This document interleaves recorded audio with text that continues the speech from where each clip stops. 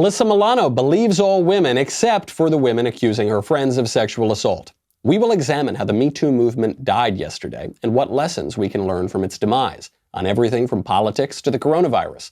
Then more good news out of New York, more bad news out of the fake news media, and a Bernie bro endorsement for President Trump. All that and more. I'm Michael Knowles, and this is The Michael Knowles Show.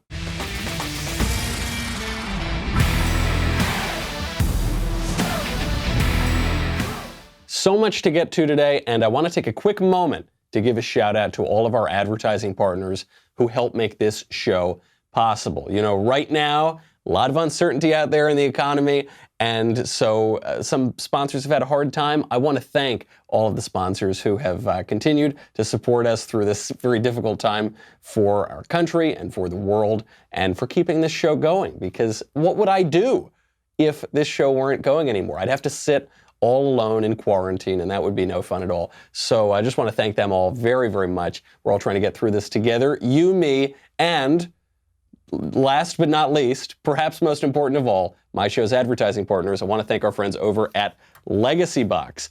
I love Legacy Box. Actually, now is a great time to go check it out. Legacy Box, what is it? Very simple. It's a simple mail-in service to have all of your home movies and pictures digitally preserved on a thumb drive, DVD, or the cloud. It's extremely easy. You just pack it up and send it over, and their service right now is on sale for 15% off. I love it. Maybe you find yourself with a little more time on your hands these days, and you're looking through old pictures. This is especially great. What I used it for is family members who are no longer with us. I've got these photos, but I don't have any digital photos. So I got all these photos, a lifetime of memories, but if anything happened to these, if there were a fire, God forbid, or something like that, they'd all be gone in a flash. You just put them in the box, you mail them in, they make them digital, you can get it on a thumb drive, you can get it on the cloud. It's just fabulous. To brighten your day, Legacy Box is currently offering, forget 15%, an incredible 50% off. Prices start at just $34.99. Buy today to take advantage of this exclusive offer. Send in when you're ready. Wow. Oh man, that's better than 15. That's 50. Get started preserving your past today. Legacybox.com/Knowles. Knowles. Save 50% while supplies last. Buy today to take advantage of this exclusive offer. Send in when you're ready. Go to legacybox.com/Knowles and save 50% while supplies last. All right. Mark it on your calendars. Mark it for the history books. April 6th, 2020 at 10:57 a.m. was the precise moment the Me Too movement died. That was the time. And the death of the Me Too movement has important lessons for everything from politics to coronavirus. How did it die? It died because Alyssa Milano took the Me Too movement out back like Old Yeller and shot it in the head. She ended it without any question. She did that because of Joe Biden. You might remember a few weeks ago, we talked about this on the show. There's a woman who's come out to accuse Joe Biden of sexually assaulting her. Her name is Tara Reid, not the actress, different Tara Reid. Here is her story. So I remember that kind of stuff. I remember I was wearing a blouse and he just had me up against the wall and the wall was cold. And I remember it happened all at once. The gym bag, I don't know where it went. I handed it to him, it was gone. And then his hands were on me and underneath my clothes. And and then he went down my skirt, but then up inside it. And he penetrated me with his fingers, whatever. And he was kissing me at the same time, and he was saying something to me. He said several things, and I can't remember everything he said. I remember a couple of things. I remember him saying first, before, as he was doing it, do you want to go somewhere else? And then him saying to me, when I pulled away, he got finished doing what he was doing, and I kind of was pulled back. And he said, come on, man, I heard you liked me. This is a pretty serious allegation. This is a lot more than just hair sniffing. Now, for the record, I don't believe this story. I don't think the story checks out. I think a lot of time has passed. I think her story has changed over the years. I don't think it's credible. That's fine to weigh the evidence and think it's either false or true.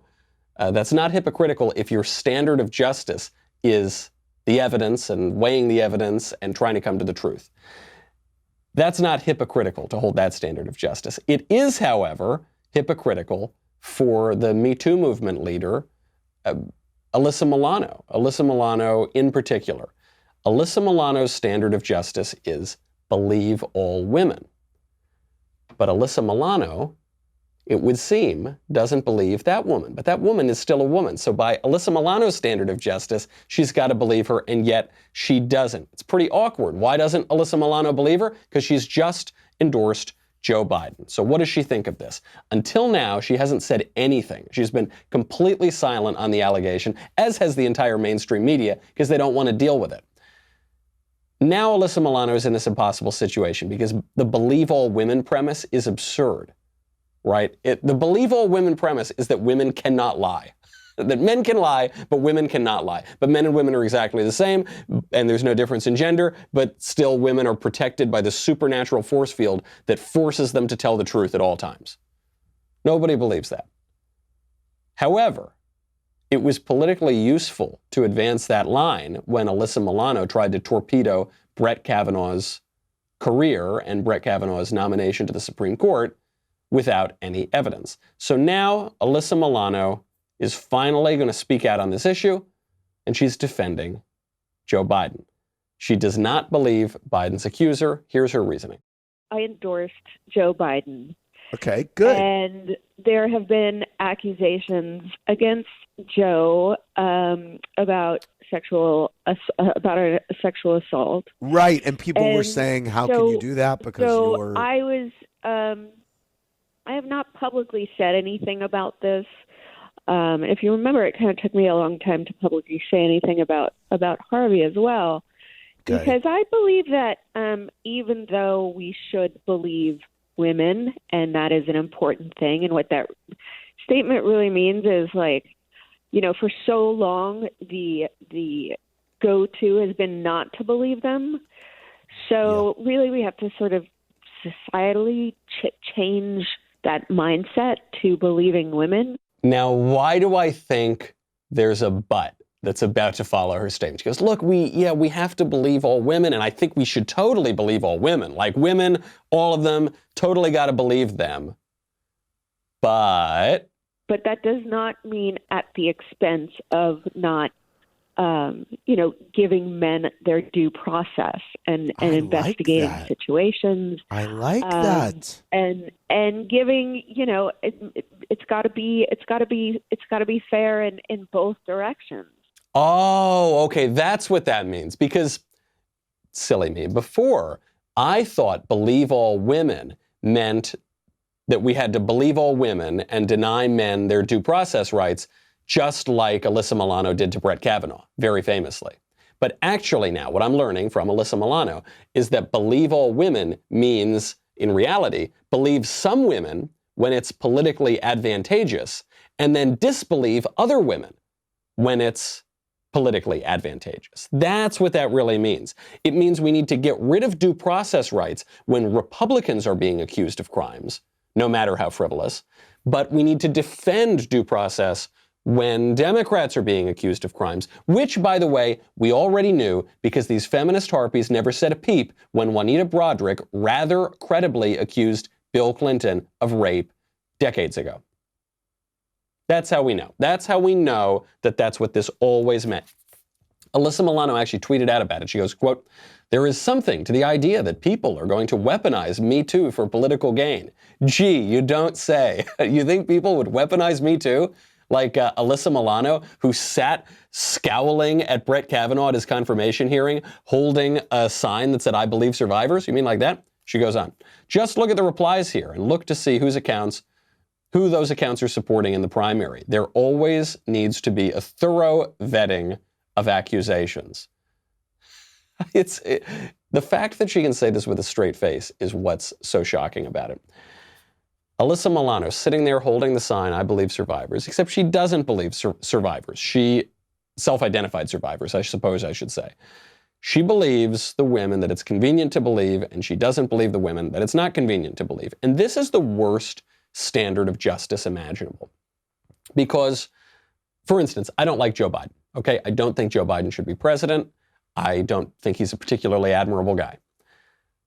It would be politically advantageous for me and for other conservatives and Republicans to believe that this accusation against him is true. But I don't. I don't believe it's true. I think her story has changed. I think it's very convenient now that she's attacking him all these years later. We don't see any other evidence of this in Joe Biden's life. I just don't buy it, okay? The problem with Me Too is that it was always fake news.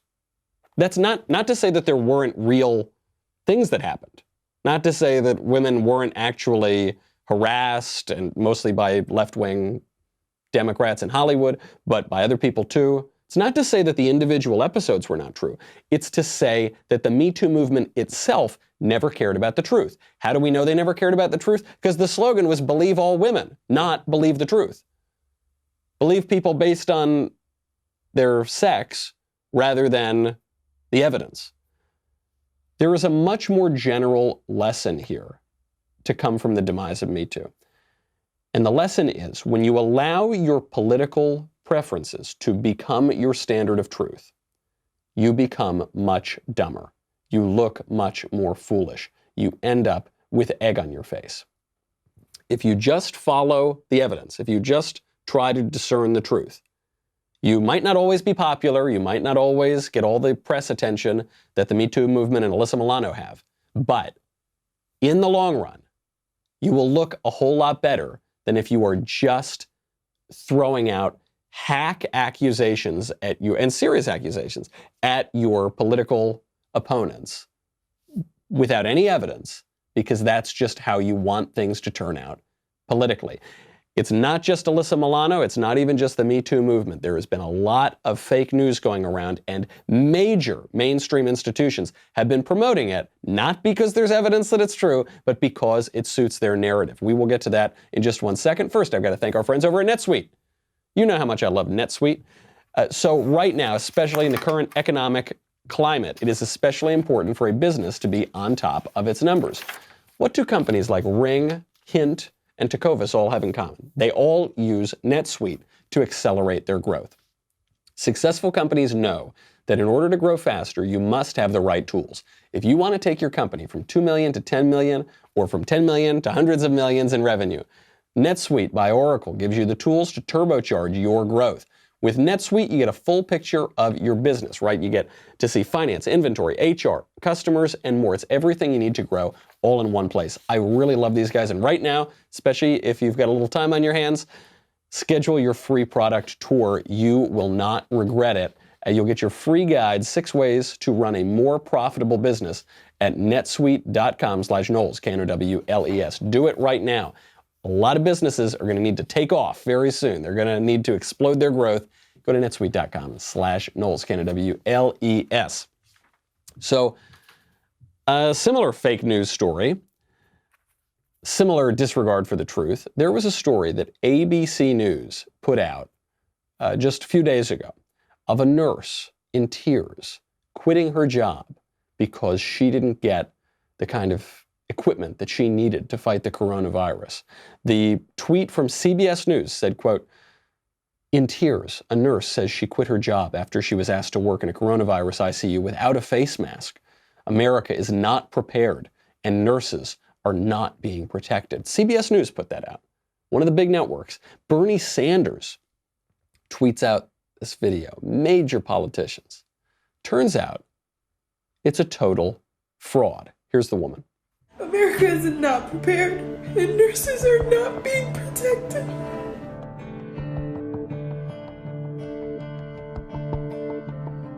I quit my job today.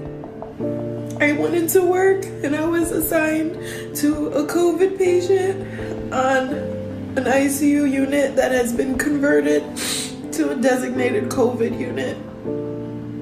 None of the nurses are wearing masks, not even surgical masks, in the hallways when they're giving report to each other. I had my own N95 mask. I told my manager, I understand we're short on supplies, but let me protect myself. Let me feel safe. I have family that I have to come home to, and the way things are looking, This isn't gonna get any better. America is not prepared, and nurses are not being protected. So the moment that I saw this video go around, from CBS News, mind you, my first thought was, nope. No, don't think so. I don't know, maybe I've watched too much reality TV, but I know a good performance from a bad performance. That was a very bad performance. Why else did I not believe it? Because it didn't correspond to the other reports that we were seeing around the country, that hospitals were being stocked with these things, that the state and local governments were doing a good job and the federal government was doing a good job getting these masks. The idea that hospitals would allow their nurses and doctors to just run around not wearing any masks at all, nobody in their right mind would believe that, unless your standard of justice is to just follow your own political preferences to their wildest, most hysterical ends. So I knew that was a bunch of BS from the beginning. But, if you don't have evidence, you don't want to call BS on it. Just a few days later, the evidence comes out. To give you a little bit of context, here is some of that crying nurse's other work on social media. Coronavirus! Shit is real! Shit is getting real! Don't worry. Every single person that you'll come into contact with this evening has no coronavirus. And don't worry, the coronavirus only lasts for up to 3 days on uncleansed surfaces. You'll be fine. Don't worry! Coronavirus! Shit is real! Shit is getting real! Okay, so my main takeaway from that is nothing in particular about the content. It is just that perhaps this lady does not have everything put together. And then we find out she posted on social media just a few days before she sent out her crying video that CBS picked up, that she wrote that she had anxiety and bipolar depression, that she hadn't been working in the hospital for over a year and didn't know if she was ready to return. So now we have the new Jussie Smollett. And it might not even be her fault. She might have some serious problems, and CBS News and the fake news media are just exploiting her and sending her video around because it suits their narrative, even though their narrative is completely fictitious. Just like in the case of Jussie Smollett, the people who pushed this will never pay a price. CBS News is not going to pay a price here, right? Many people are not going to see the correction. This is how the fake news media thrive. They put out a completely fictitious story. It gets seen by millions of people. Then, a few days later, when the truth finally catches up with the lie, they put out a little correction on Twitter. Whoops, sorry, I guess we were wrong. Okay, never mind. We'll clarify. It's not, maybe there's some questions here. You've already had the millions of people see the video. You've already got the fake story implanted in their brains. And then, the tens of thousands of people maybe see the correction. Some don't even read it that carefully. And the fake news thrives. Even for the people who do see the correction, that's fine. That's fine, because CBS News is just going to wait for the next one and pull another hoax, and hopefully they'll get away with it next time. It's not just CBS, not just Alyssa Milano. Check out the New York Times. New York Times runs an incredible story now on the question of coronavirus medicine. There's this medicine out, hydroxychloroquine. And it's this malaria drug that has been shown extraordinarily effective at treating coronavirus. So they're trying to ramp up production now and, treat the patients who have this pandemic, because there's no cure for it, right? It's a new coronavirus. So we don't have a vaccine. We don't have a cure specifically for that. This is great news. We were told we can't reopen the economy until we have some medicine to treat coronavirus. Well, then we found this medicine. How great. Remember, the fake news media were telling us 2 million Americans or more were going to die from this thing. Well, I'm sure glad we found this treatment that's working incredibly well. What could possibly be wrong with that? Well, the New York Times figured out what's wrong with that. New York Times publishes this piece by Olga Lucia Torres, who teaches narrative medicine. That's her bio. Narrative medicine. Not even going to ask. Headline: Trump keeps putting the lives of lupus patients at risk. The next line: we now have to deal with a shortage of hydroxychloroquine, the drug that's been keeping me alive for more than 2 decades. The guy just can't do anything right, can he? They knock him because millions of Americans are going to die from this new pandemic that nobody could have predicted. Trump identifies a drug that works to treat that virus, and then they knock him for using the drug because now other people are not going to have the drug or something, maybe. Is that it? The New York Times has decided that Trump saving lives is actually killing people. Okay, here's just the first couple paragraphs. On March 19th, I woke up, made coffee, took my usual 10 pills, and turned on CNN, hoping to see Governor Andrew Cuomo. I got President Trump instead. He was talking about the drug hydroxychloroquine as a potential treatment for COVID-19. The drug, he said, without providing any evidence, showed tremendous promise. My cheeks flushed with fear and rage. She's really upset that there's a medicine for the coronavirus. I'm furious that people will get better now. She goes on, quoting Trump, I think it's going to be great, he went on. My life and that of millions of other people who depend on hydroxychloroquine to treat lupus changed in that brief moment. Our lives were suddenly more at risk. Wow. Now, I want to hone in on a line here, right in the first sentence. She said she was hoping to see Governor Andrew Cuomo, not Donald Trump, because Donald Trump was promoting hydroxychloroquine, and that was killing people like her. What she leaves out of this essay is that Andrew Cuomo promoted the same drug. He said the exact same thing that Trump said. But it's okay when Andrew Cuomo says it, it doesn't kill lupus patients. But when Donald Trump says the exact same thing, for some reason, that kills lupus patients. By the way, hydroxychloroquine, we have a lot of it. There are no shortages of it being reported. It's apparently fairly inexpensive to produce. There is zero evidence that anybody who relies on hydroxychloroquine will die because of some shortage because of the coronavirus. This is completely made up because they've run out of the ability to attack Donald Trump because Donald Trump is now, has identified and is promoting a medicine to treat the pandemic that they said was going to kill 2 million people. So then it goes on, again, never mentioning Andrew Cuomo, never mentioning any of the relevant facts to this. For now, I will wake up, make coffee, take my 10 morning pills, turn on CNN, hoping to see Governor Cuomo, not President Trump. She doubles down on it. Like some editor at the New York Times maybe should have sent her the clip of Cuomo saying the exact same thing. And pray to God I don't get COVID-19 and that I can get my hydroxychloroquine filled. My daughter's smile is so beautiful. I want to continue seeing it. She teaches narrative medicine, she does. Not very good at writing narratives herself, I take it. I mean, if this was turned in as a 10th grade essay, you'd have to give it low marks. You'd have to return it, say, God, it's a little weak, guys. The argument is weak, the writing is weak, but it's saccharine and sentimental. The point of the argument here is not to make an argument based on evidence. The point of it is to emotionally manipulate people based on lies being run in the pages of the New York Times. The New York Times, by the way, a lot of good news coming out of New York recently. Not that you would know that if you read The Gray Lady in the paper of record. According to all of the evidence available, the curve is flattening in New York. That is to say, it looks like New York has light at the end of the tunnel. New York, the epicenter of coronavirus in the United States, is getting better. In a National Bureau of Economic Research working paper that was posted on Friday, the MIT economist Jeffrey Harris shows that, quote, the coronavirus epidemic curve is already flattening in the city, which is surprising a lot of experts who expected to see the numbers get much, much worse for the next 2 weeks before we came out on the other side of it. This is what we had been told.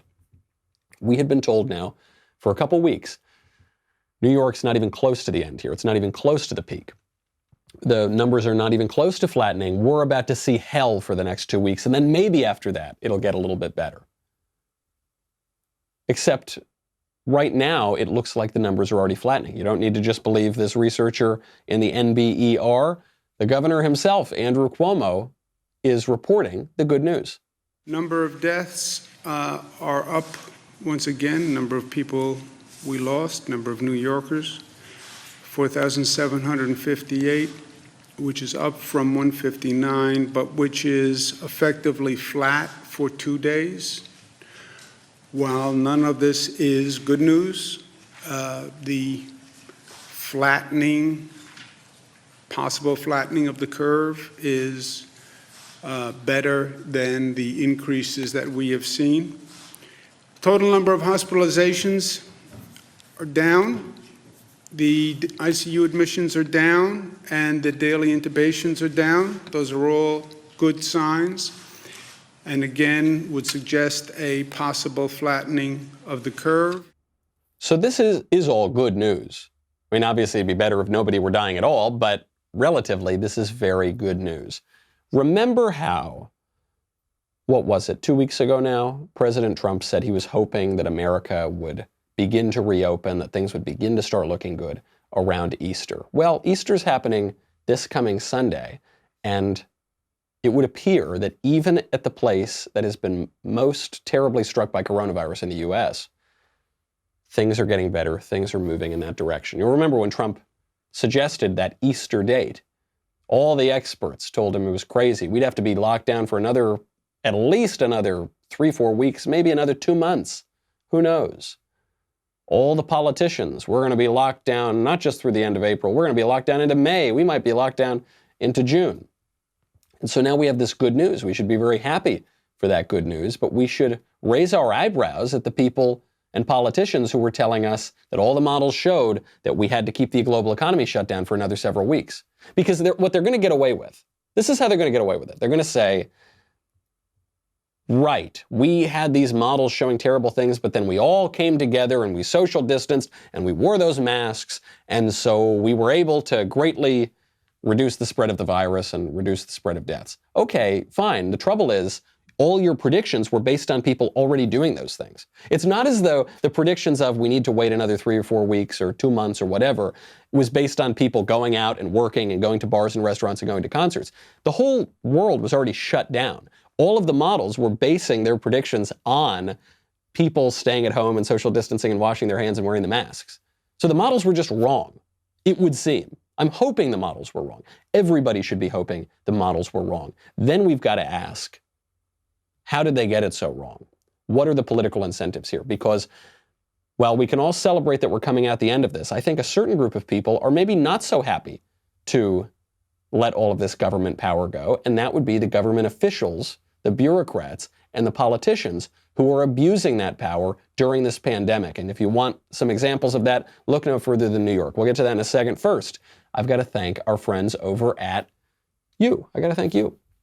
You know, we're all kind of locked down and can't do very much right now. So we've been very happy to start this new show, All Access Live. We're going to continue doing that at 8 p.m. Eastern, 5 p.m. Pacific tonight. We call it a show. It's not even really a show. It's just a way to hang out. We turn the webcam on. Sometimes we'll pull out a musical instrument. Sometimes we'll read Italian poetry. Sometimes we'll have a couple adult beverages, you know, a Coca-Cola here and there, and see how the night goes. So please join us. We really enjoy doing it. And now where our only social interactions are over Zoom and Skype, it's a great way to talk to all of our listeners. So check it out, All Access Live, over at dailywire.com. That show was initially just for All Access members, but we decided with this quarantine, we're going to open it up to all of our members. If you're not a member, go to dailywire.com/subscribe. We'll be right back with a lot more.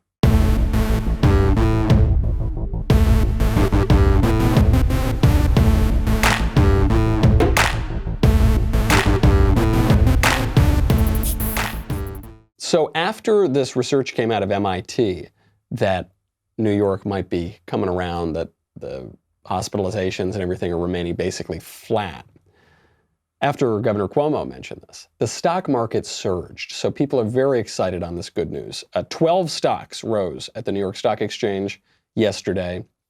For every decliner, for every stock that fell, the market rallied on the hopes that the new coronavirus is going away. Overall, 2,700 New York Stock Exchange listed stocks traded higher after the news came out, while only 231 fell. So great stuff, especially now that it was 10 million people thrown out of their jobs within 2 weeks. We're going to get more numbers at the end of this week. I imagine those numbers are going to be absolutely brutal because the numbers lag by a week.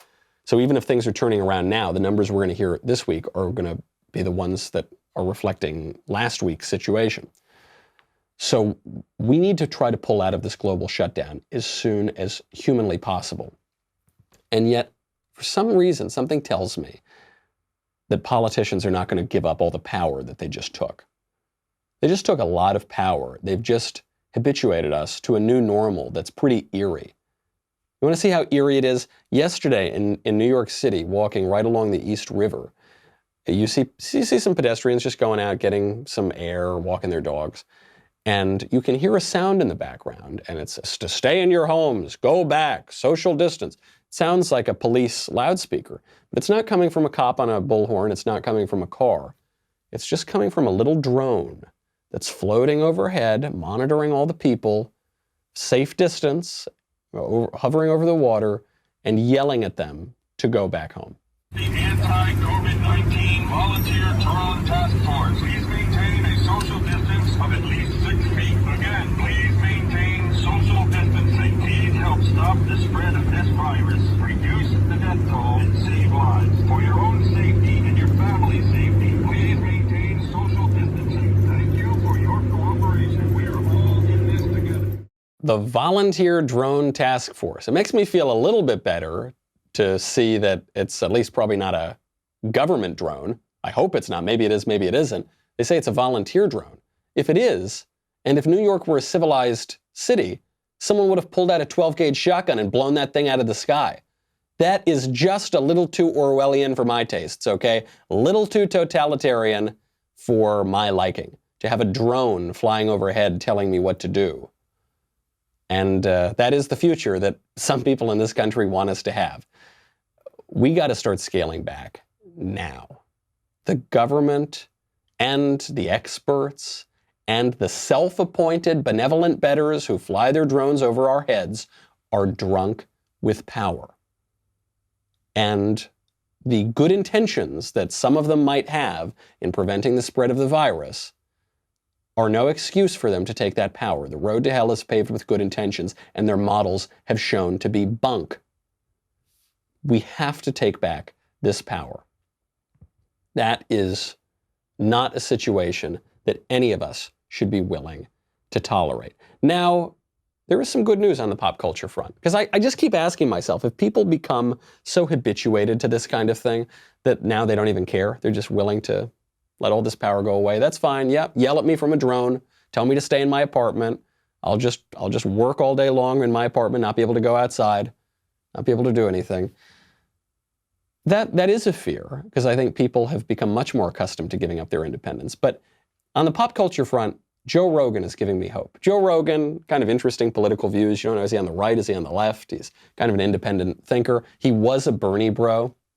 So you assume Bernie's not going to win the nomination now, unless Joe Biden, for whatever reason, just physically can't make it over the finish line. So you expect Joe Rogan to endorse Joe Biden, but that's not what's happening. Joe Rogan was sitting down on his show, and he was talking about who he might endorse. He said he would, now that Bernie's out, he would rather vote for Donald Trump than Joe Biden. This is the real issue with the Democratic Party. They've essentially made us all morons with this Joe Biden thing. They really have. They made us all morons. Who do we need? I mean, I can't vote for that guy. I can't vote for him. I can't vote for him. I can't vote for Trump. I'd rather vote for Trump than him. I don't think he could handle anything. I mean, you're relying entirely on his cabinet. Like, if you want to talk about an individual leader that can communicate, he can't do that. And we don't even know what the he's going to be like after a year in office. The pressure of being the president of the United States is something that no one has ever prepared for. Right. The only one who seems to be fine with it is Trump, oddly enough. I mean, he doesn't seem to be aging at all or in any sort of decline. Pretty astute observation. We see that in Trump's press conferences. We'll get to the updates from yesterday's press conference in just a moment. But it's true. You know, Joe Biden, we've seen him for 50 years in public life. He was the vice president of the United States in the last administration. And even in just the past few years since he left government, Joe Biden's decline has been pretty precipitous. And frankly, even while he was serving in the Obama administration, he was declining from what he had been 10 or 20 years prior to that. He doesn't seem to be doing very well, and he's never had the big job. He's never had the actual pressure of the presidency on him. Vice presidency in many ways is sort of a cushy job, and being a senator in many ways is kind of a cushy job. Could you imagine Joe Biden in the pressure cooker of the Oval Office, sitting behind the Resolute desk. He can't even sit behind his own desk in his living room right now without fumbling his words and forgetting where he is. So Joe Rogan is recognizing this, and he said, I'd vote for Trump over him, not even because I agree with Trump on policy matters, but just because Trump at least seems to be with it. He at least seems to have energy. He can handle himself in a crisis. I think a lot of people feel this way. And the conventional wisdom is that this pandemic has all but destroyed Donald Trump's chances of being elected president. If the economy remains in the gutter, that might be true. But if there can be any sort of modest economic recovery from a far worse economic collapse than we saw in the 2007 financial crisis, from an economic collapse that we haven't seen since the Great Depression, if there's any kind of recovery, I think he'll get credit for it. I think that's why he's going and doing these daily press briefings every day. I think that's why CNN is now often refusing to cover him in his press briefings, is because they realize he looks good. He looks like a leader. He's communicating directly to the American people in a way that we have not seen from our president since Ronald Reagan. And people recognize this is a tough situation, and he's doing a pretty good job. I don't think Joe Rogan's going to be the last Bernie bro to get behind Donald Trump rather than behind Joe Biden. And let's just take a quick little look at the update from the press briefing, because interestingly, the theme of yesterday's press briefing was the theme of our show today. These false narratives getting absolutely smacked down. I mean, we've seen, separate from the coronavirus, we've seen the Alyssa Milano Me Too narrative get struck down. We've seen the New York Times get struck down. We've seen CBS get struck down. And Donald Trump doesn't want to just let us have all the fun. So he's getting in on it too. He did it yesterday. Nobody dismantles the fake news better than Trump. So Trump was asked a question about the Inspector General from Health and Human Services. This is a government bureaucrat who was criticizing President Trump, and this reporter wanted to know about his reaction to the IG report. Listen to how President Trump takes it apart. He goes for the reporter's credibility first and exposes the reporter doesn't have very much. The Inspector General for the Department of Health and Human Services released a report today, a survey of more than 300 hospitals across the country. And the number one complaint from those hospitals were severe shortages of testing supplies and a really long wait time. I mean, a week or longer. And did I hear the word Inspector General? Really? It's wrong. And they'll talk to you about it. It's wrong. But this is your own government. Well, where did he come from, the Inspector General? What's his name? It came from the Inspector General what's his report. name? I don't know his name off the top Find me of his my name. head. Let me know, okay? If But- you find me his name, I'd appreciate it. But sir, these are hospitals. All I can tell that you do is not- this: sir, we put up on the these board. hospitals- You're going to ask the Admiral, but These are we are hospitals doing. who say that they're waiting a week or longer Fine. to get You'll their speak to test the Admiral. results. Why But is we've it done still more taking so testing long? and had more results than any country anywhere in the world. They're doing an incredible job. Now they're all calling us. They want our testing. What are we doing? How do you do the 5-minute test? How do you do the 15-minute test? So give me the name of the Inspector General. Could politics be entered into that? Go ahead, This please. is our Go ahead. There's the money line. The money line is, could politics be entering into it? President Trump is calling out this reporter for two reasons. One, to show that the reporters don't know what they're talking about. The reporters, with a very straight face, they say, the Inspector General came out and was criticizing you, and so what do you say about the Inspector General? He goes, tell me more about this Inspector General. Oh, no, it's the Inspector General. Yeah, do you even know the Inspector General's name? No, well, all we know is that the Inspector General is criticizing you. Okay, he's saying, okay, so you don't know anything about this story. You're just forming a narrative that is against me, and so I'm not going to entertain that. And so he exposes that the reporters don't even know what they're talking about. Then it shows that the reporters are hiding the game. And the left does this a lot. Okay, I remembered the first time I saw the mainstream media do this was actually, it wasn't about coronavirus. It wasn't even about contemporary politics. It was about Christopher Columbus. They were hiding the game. They were trying to hide their real intentions here behind a title. They weren't coming forth with information that would shed some light on it. with Christopher Columbus, in 2006, there was a big hubbub because there was an uncovered document that showed that Christopher Columbus was a terrible, no good, dirty, rotten scoundrel. And all the headlines, I'm not exaggerating, they would say, Columbus actually was a murderer, a tyrant, a terrible man. New document proves it. And the new document was this one account of Columbus being a mean guy and a bad governor, and it was the document that was used to kick him out of the governorship of the Indies. But I kept looking, I said, who wrote the document? I mean, there were so many biographers of Columbus, who wrote it? I couldn't find it anywhere in the news reports. And then I finally was able to uncover the document was written by Francisco de Bobadilla, Columbus's chief political rival in the Indies. That is to say, it would be like a reporter pointing out that Donald Trump is the worst man that ever lived on the face of the earth, based on a brand new report that came out from Hillary Clinton. Okay, the fact that Hillary Clinton is Trump's political rival is very relevant information to any kind of report on his character that she writes, right? Because it shows some of her biases, maybe. It shows where she's coming from. The same thing is going on here, but they don't want to admit that. So reporters were asking about the AG. ABC's John Karl initially says that the AG was appointed this past January, to which President Trump responded that he would look into it. Then Trump was later asked a question about this. He asked, when did she start serving in government? How long has that person been in government? Could I ask you that? Did serve in the previous administration. Oh, you didn't tell me that. Oh, I see. You didn't tell me that, John. You didn't tell me that. Did serve in the previous administration. You mean the Obama administration. Thank you for telling me that. See, there's a typical fake news deal. You asked me when she was appointed. I told you when she was appointed. You're a third-rate reporter, and what you just said is a disgrace, okay? You asked me, you said, sir, just got appointed.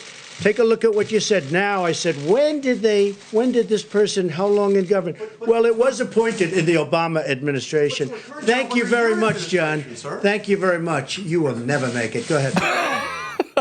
Just absolutely devastating. Because there it is. Actually, this guy, John Karl, had previously said that, oh, yes, this person was appointed just by your administration, which I guess is technically true.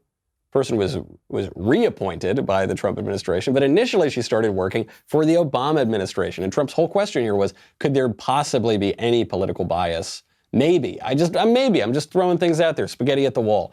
And initially they say no, then it finally comes out that it was true. That wasn't the only issue of fake news. It was the only narrative that fell apart yesterday. Another one had to do with the Paycheck Protection Program. This is part of this relief package to help small businesses and people who are struggling.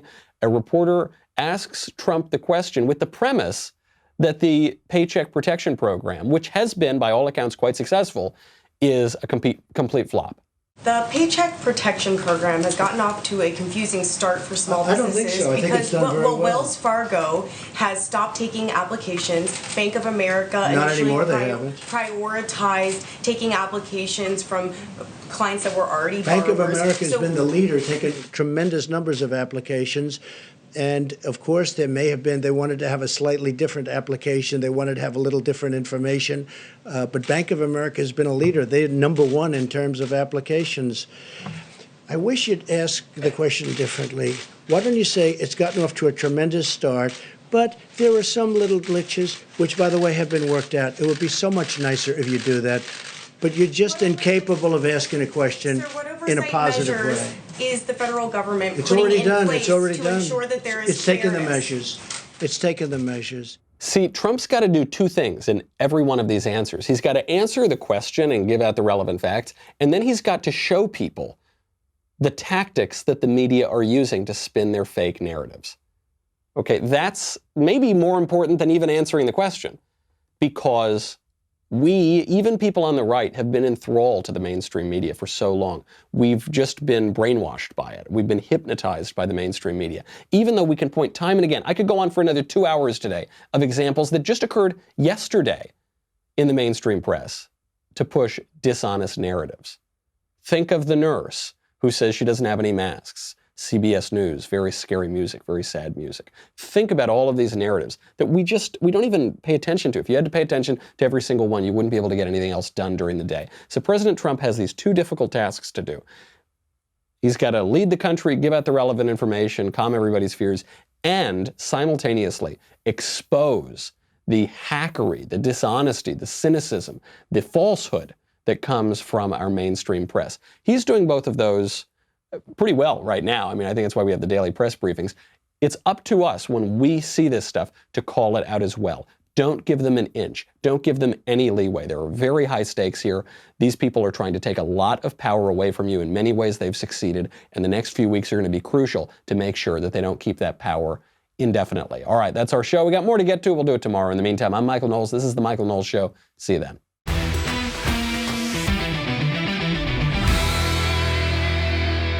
The Michael Knowles Show is produced by Ben Davies and directed by Mike Joyner. Executive producer, Jeremy Boring. Supervising producers, Mathis Glover and Robert Sterling. Technical producer, Austin Stevens. Assistant director, Pavel Wadowski. Editor and associate producer, Danny D'Amico. Audio mixer, Robin Fenderson. Hair and makeup, Nika Geneva. Production assistant, Ryan Love. The Michael Knowles Show is a Daily Wire production. Copyright Daily Wire 2020. Hey everybody, it's Andrew Klavan, host of The Andrew Klavan Show. You know, some people are depressed because the American Republic is collapsing, the end of days is approaching, and the moon has turned to blood. But on The Andrew Klavan Show, that's where the fun just gets started. So come on over to The Andrew Klavan Show and laugh your way through the apocalypse with me, Andrew Klavan.